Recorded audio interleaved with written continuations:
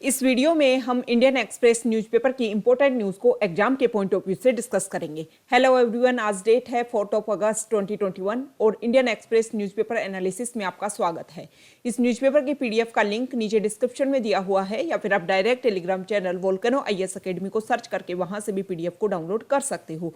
First news अगर हम देखें तो कोविड को लेकर के है। कोविड की सेकेंड वेव के दौरान हमारे इंडिया में कितनी डेथ हुई उसके बारे में रिसर्च की बात की जा रही है। इससे क्या होगा, दो चीजें होंगी। एक तो हमें पता चलेगा कि किस तरीके से जो हेल्थ ट्रेजेडी हुई उसमें हमने इंडिया के कितने पर्सन्स को खोया, और दूसरा ये होगा कि फ्यूचर में अगर इस तरीके का दोबारा से रिसर्च होता है इस पेंडेमिक के केसेज में तो किस तरीके से हम हमारी पॉलिसीज को फ्रेमिंग करें ताकि बेहतरीन तरीके से जो हमारा हेल्थ इंफ्रास्ट्रक्चर को डेवलप करके इस परेशानी को, इस तरीके की जो पेंडेमिक है उनको अच्छे से रिजोल्व कर पाएं। ये मेजर रिसोर्सेज हैं इस स्टडी की, मेजर कारण है जिसके कारण से ये स्टडी की जा रही है। तो यहाँ पर कारण बताए गए हैं कि हमारे इंडिया में जो डेथ है वो ज़्यादा हुई, लेकिन जो काउंट में है रजिस्टर्ड डेथ में संख्या कम है। इसी को लेकर के स्टडी की गई। हालांकि अभी कुछ 8 स्टेट के ही ये डाटा सामने आ पाए हैं।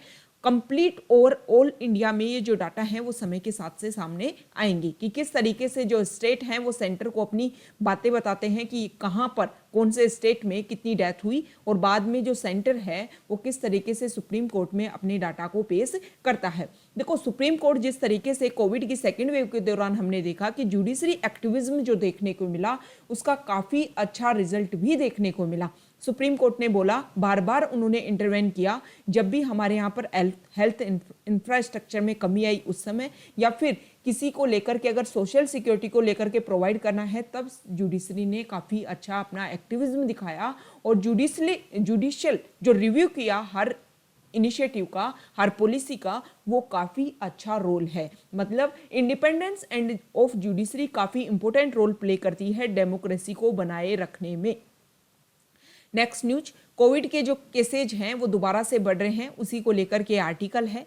नेक्स्ट न्यूज है, यहाँ देखिए, PV सिंधु जिन्होंने टोक्यो ओलंपिक में ब्रॉन्ज मेडल हासिल किया है उनकी इंडिया में वापसी हुई। और इसके अलावा यहाँ पर देखिए आप बॉक्सिंग में लवलीना बोर्गोहेन, इनको भी इंडियन बॉक्सर हैं ये, और ये ब्रॉन्ज मेडल पहले ही सिक्योर कर चुकी हैं। अब ये गोल्ड के लिए खेलना चाहेंगी, तो देखते हैं गोल्ड और सिल्वर इनमें से ये क्या गेन करती हैं।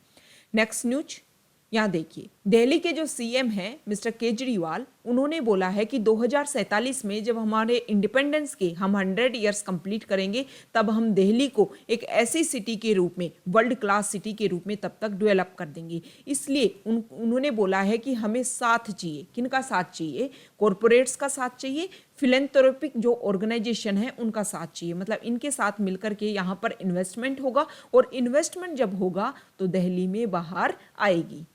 नेक्स्ट न्यूज, यहां देखिए, पार्लियामेंट में देखो मानसून सेशन चल रहा है, सभी को पता है। सबसे बड़ी प्रॉब्लम क्या है कि जो हमारी जो गवर्नमेंट है वो बहुत सारे बिल पास करवा रही है। अगर हम स्टार्टिंग के कुछ दिनों की बात करें तो लगभग 10 से 12 बिल यहाँ पर पास हो चुके हैं, और इसको लेकर के जो अपोजिशन है वो बहुत ज़्यादा विरोध कर रहा है। विरोध करने का कारण ये है कि विदाउट डिस्कशन इन बिल्स को पास किया जा रहा है। अब हो सकता है कि इनको लेकर के दोबारा प्रॉब्लम हो जाए, क्योंकि फार्म बिल को लेकर के भी यही तो प्रॉब्लम बोली जाती है ना, कि फार्म बिल्स जो 3 बिल पास किए गवर्नमेंट ने, उनमें भी प्रॉपर डिस्कशन नहीं हुआ था। इसी की वजह से जो फार्मर्स की जो वॉइसेज हैं उनको गवर्नमेंट ने सुना ही नहीं, और ऐसे फार्म्स बिल बना दिए गए जो फार्मर्स की जो इच्छाएं हैं, जो एस्पिरेशन है, उनको कंप्लीट ही नहीं करते, बल्कि जो उनके बेसिक फाउंडेशन है उनको भी वायलेट करने का काम करते हैं। तो इस तरीके से अगर बिल पास हो रहे हैं तो उसको लेकर के अपोजिशन ये बोल रहा है कि पार्लियामेंट को आप अपनी कैबिनेट की मीटिंग मत समझिए। पार्लियामेंट जो है उसमें गवर्नमेंट के मेंबर्स भी होते हैं, इसके अलावा अपोजिशन लीडर्स भी होते हैं, अपोजिशन मेंबर्स भी होते हैं।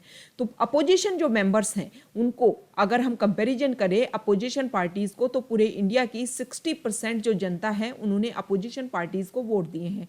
तो एक तरीके से अब डेमोक्रेसी में जो पीपल की जो वॉइस है वो काफ़ी इंपॉर्टेंट होती है, और उसको आप डाइल्यूट करने की कोशिश कर रहे हो। अगर आप अपोजिशन जो मेंबर्स हैं, अपोजिशन जो पार्टीज हैं, उनके मेंबर्स की वॉइस को नहीं सुन रहे हो तो 60% इंडिया की पॉपुलेशन की आवाज़ को आप अवॉइड कर रहे हो। नेक्स्ट न्यूज, यहाँ देखिए, देखो कोविड को लेकर के हर सेक्टर अगर इकोनॉमी के अलग अलग सेक्टर की बात करें तो हर सेक्टर को इसकी परेशानी हुई, लेकिन जो पोल्ट्री सेक्टर है उसको कुछ ज़्यादा ही इसका नुकसान हुआ।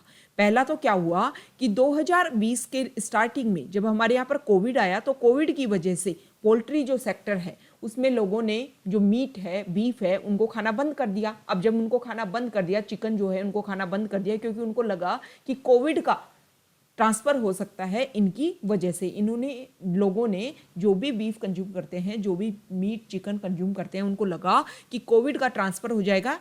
किसकी वजह से? चिकन की वजह से। इसलिए उन्होंने इनको खाना बंद कर दिया। अब जैसे ही कोविड की फर्स्ट वेव ख़त्म हुई, उसके बाद में क्या हो जाता है कि यहाँ पर ये जो है पोल्ट्री इंडस्ट्री, उसमें एवियन इन्फ्लुएंजा का अपसर्ज हो जाता है। इसके केसेज बढ़ जाते हैं, जिसकी वजह से लोगों ने इसको यूज़ करना बंद कर दिया। और उसके बाद में जैसे ही एवियन इन्फ्लुएंजा ख़त्म होता है, उसके बाद में दोबारा से कोविड की सेकेंड वेव आ जाती है। अब जैसे ही लॉकडाउन सब कुछ ख़त्म हुआ, दोबारा से पोल्ट्री इंडस्ट्री है ग्रो करने के लिए स्टार्ट हुई। अब मेजर प्रॉब्लम आ गई है कि जो भी इनका जो फीड है, चिकन्स का जो फीड है, उसमें हाइक देखने को मिला। मतलब डबल कॉस्ट हो गई है। अब डबल कॉस्ट होने से जो पहले जिस तरीके से ये सेल कर रहे थे अपने चिकन को, वो सेम है, लेकिन इसमें जो इन्वेस्ट कर रहे हैं इस इंडस्ट्री में, वो डबल हो गया है। मतलब इनका जो इकोनॉमिक कंडीशन है, जो पहले से ही खराब थी, उसको और ज़्यादा वो बर्डन है, वो और ज़्यादा क्रिएट हो गया है इस फीड के कॉस्ट के डबल होने से। नेक्स्ट न्यूज पिगेसस स्पाईवेयर को लेकर के है। सुप्रीम कोर्ट में बार बार पिटीशन डाली जा रही है कि सुप्रीम कोर्ट के द्वारा इंडिपेंडेंट इसकी जांच की जाए, और जब इंडिपेंडेंट सुप्रीम कोर्ट के द्वारा इसकी जांच की जाएगी तभी इसका कुछ रिजल्ट निकल करके आएगा। अब एडिटर्स गिल्ड ऑफ इंडिया ने दोबारा से सुप्रीम कोर्ट में अपनी अप्रोच की है, और उन्होंने बोला है कि स्पेशल इन्वेस्टिगेशन टीम डिसाइड की जाए। ये जो टीम है वो इंडिपेंडेंट हो, और वो ही इन एलिगेशन के बारे में पता करे कि पिगेसस जो स्पाईवेयर है वो किस तरीके से उसने वर्क किया है।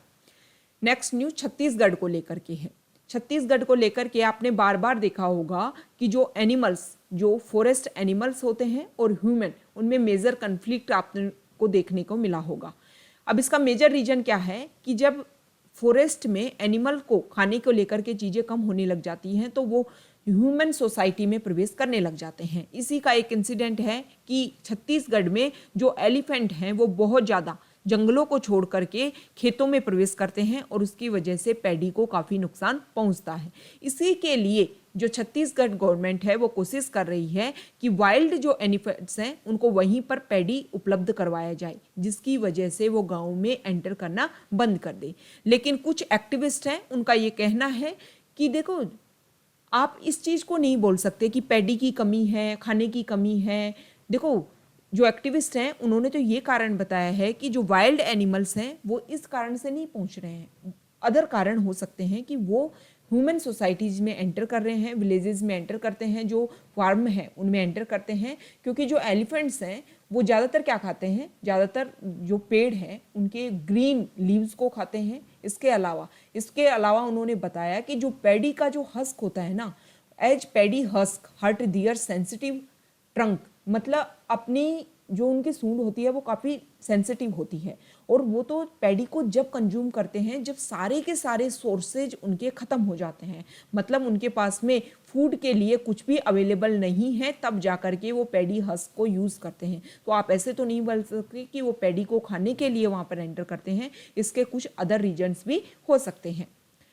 Next news, ministry of home affairs के कुछ डाटा आए हैं, और उन डाटा में ये बोला गया है कि जम्मू एंड कश्मीर में 88% जो स्टोन पेल्टिंग इंसिडेंट होते थे उसमें 88% कमी आई है। इसका मेजर रीजन आप ये भी मान सकते हो कि कोविड की वजह से बहुत सारे रिस्ट्रिक्शंस थे, और 5 अगस्त 2019 में जब से जम्मू एंड कश्मीर के स्टेट का दर्जा छीन करके उसको 2 यूटी में बांट दिया गया, तब से वहाँ पर फोर्सेज का लेवल बहुत ज़्यादा बढ़ गया। अब फोर्सेज बहुत ज़्यादा वहाँ पर इम्प्लीमेंट कर दी गई, जिसकी वजह से भी लोगों पर रिस्ट्रिक्शंस ज़्यादा लग गई। और एक मेजर प्रॉब्लम ये है कि जम्मू एंड कश्मीर का जो एडमिनिस्ट्रेशन है उसने ये भी चीज़ डिसाइड की है कि अब वहाँ का कोई भी यूथ मान लो अपना वीज़ा को क्लियरेंस करवाना चाहता है या फिर गवर्नमेंट जॉब के लिए अप्लाई करना चाहता है, उससे पहले उनको वहाँ की जो पुलिस है उसे क्लियरेंस लेना होगा। अगर पुलिस उनको क्लियरेंस देती है तभी वो अप्लाई कर सकते हैं। तो ये भी एक मेजर रीजन है कि स्टोन पेल्टिंग में काफ़ी कमी आई है। नेक्स्ट न्यूज देखो, अभी हमने गोवा में एक बिल पास हुआ भूमिपुत्र बिल के नाम से। मतलब इसमें क्या है कि 2019 1 अप्रैल 2019 से पहले के लोग जो लगभग 30 साल से गोवा में रह रहे हैं उनको 250 स्क्वायर किलोमीटर के घर में वो अगर वो रह रहे हैं जिस पे उन्होंने घर बना रखा है, मान लो वो जमीन नहीं है उनकी, तो एक कमेटी बनाई जाएगी। ऐसे लोग उस कमेटी के पास जाकर के अपनी जो बेसिक नॉलेज है, बेसिक जो भी उनकी जानकारी है, बेसिक उनके जो भी डाटा हैं वो यहाँ पर सबमिट करें। उसके बाद में जो कमेटी है वो उनको अधिकार दे देगी कि ये जमीन आपकी है और ये घर आपका है। इसी को लेकर के ये भूमिपुत्र अधिकरणी बिल पास किया गया था। लेकिन बहुत सारी यहाँ की ट्राइब है, उन्होंने इस भूमिपुत्र वर्ड को लेकर के, जैसे कि गोडा, कुनबी, वेलिप, ये जो कम्युनिटी है, इन्होंने बोला है कि भूमिपुत्र जो है वो हमें रिप्रेजेंट करता है, इसलिए आप इस वर्ड को इसमें से हटाएं। तो इसके लिए जो गोवा के सीएम है उन्होंने बोला है कि हम भूमिपुत्र वर्ड को जल्द ही इस बिल से हटा देंगे। नेक्स्ट न्यूज यहाँ देखो, दिल्ली और हरियाणा क्या जो हाई कोर्ट है उन्होंने एक फार्मर को गिरफ्तार किया गया था, उसको लेकर के उन्होंने बोला है उनकी जो भी बेल है उनको दे दी गई है हाई कोर्ट के द्वारा। उनके ऊपर, उस फार्मर के ऊपर सेडिशन चार्जेस लगाए गए थे।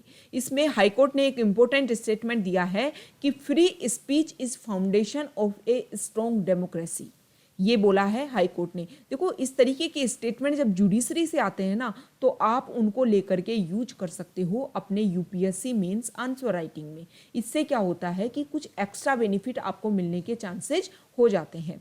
इसमें यह बोला गया कि जो सेडिशन चार्जेज हैं उसके खिलाफ लगाए गए थे 124 ए के तहत में, और भी चार्जेस 153 ए के तहत में कुछ चार्जेस लगाए गए, उनको ख़त्म करके उनको बेल दे दी गई और बोला गया है कि हमारा जो फंडामेंटल राइट्स है अगर उनको स्ट्रॉन्ग किया जाएगा तभी हम एक डेमोक्रेसी को स्ट्रॉन्ग लेवल पर ले जा सकेंगे।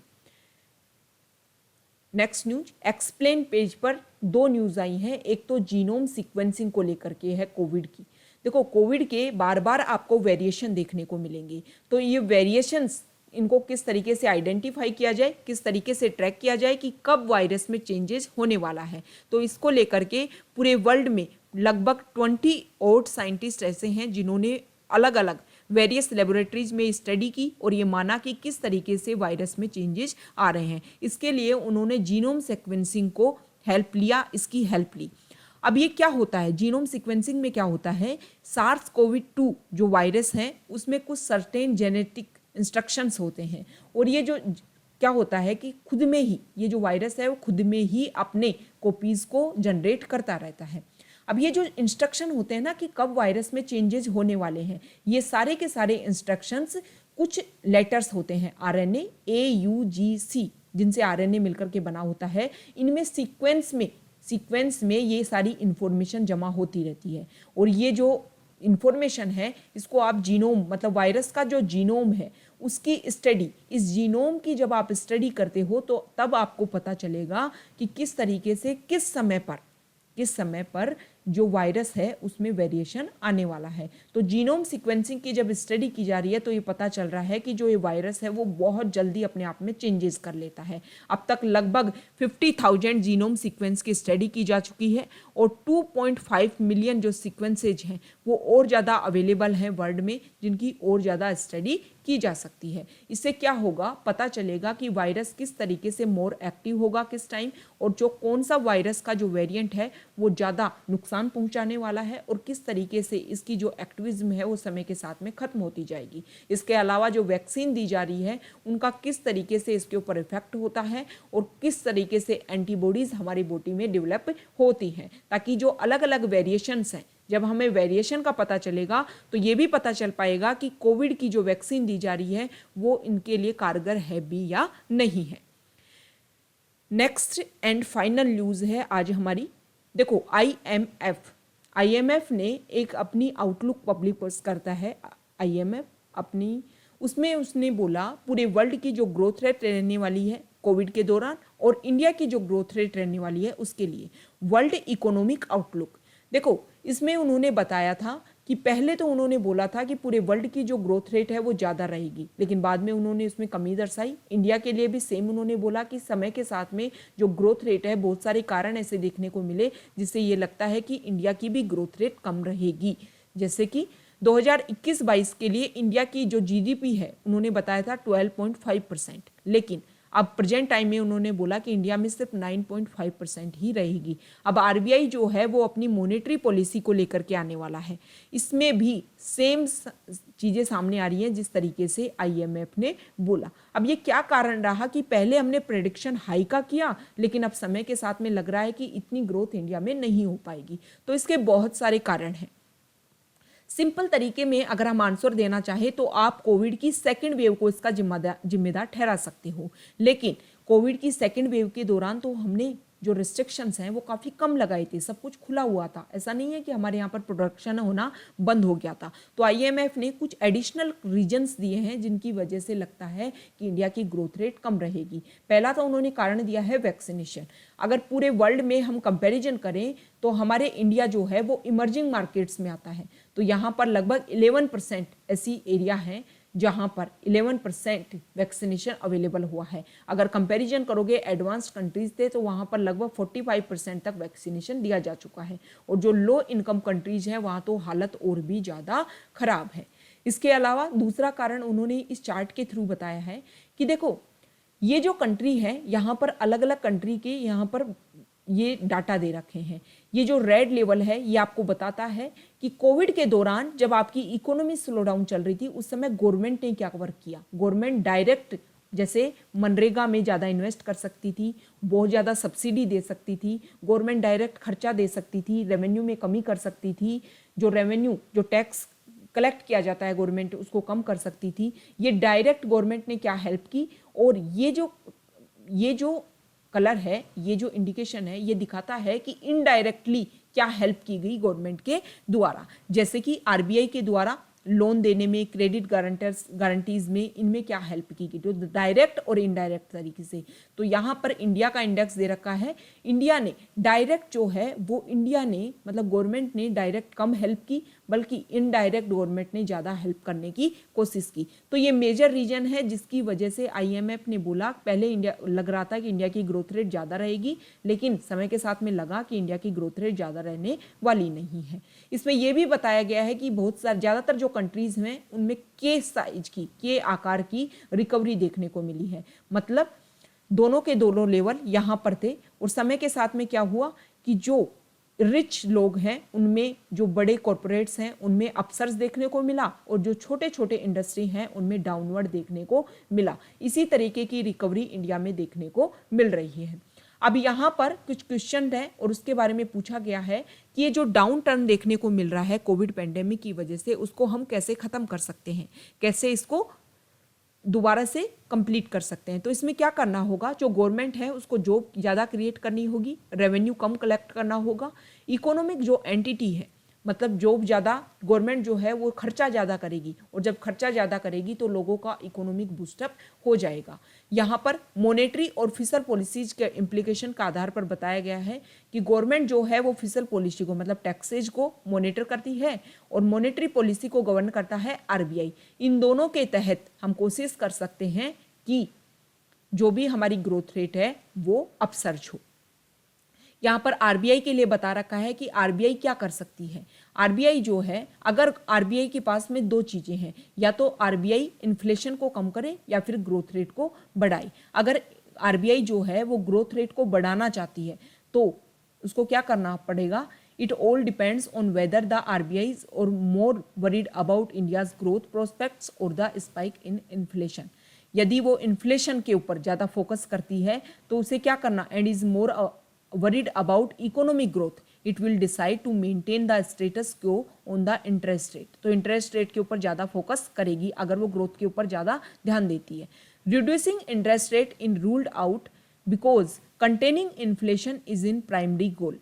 इन्फ्लेशन को कंट्रोल करना आरबीआई का पहला एक रूल होता है, कि वो पहले इन्फ्लेशन को कंट्रोल करे। एंड रेजिंग इंटरेस्ट रेट, अगर वो इंटरेस्ट रेट को कम कर रही है मतलब वो इन्फ्लेशन को कंटेन करने की कोशिश कर रही है। और अगर इंटरेस्ट रेट को इंक्रीज कर रही है, ये वही इंटरेस्ट रेट है जिसके ऊपर जो आरबीआई है वो अदर बैंक्स को, जो भी सबऑर्डिनेट बैंक्स हैं उनको पैसा देती है, ये इंटरेस्ट रेट वो बोली जा सकती है।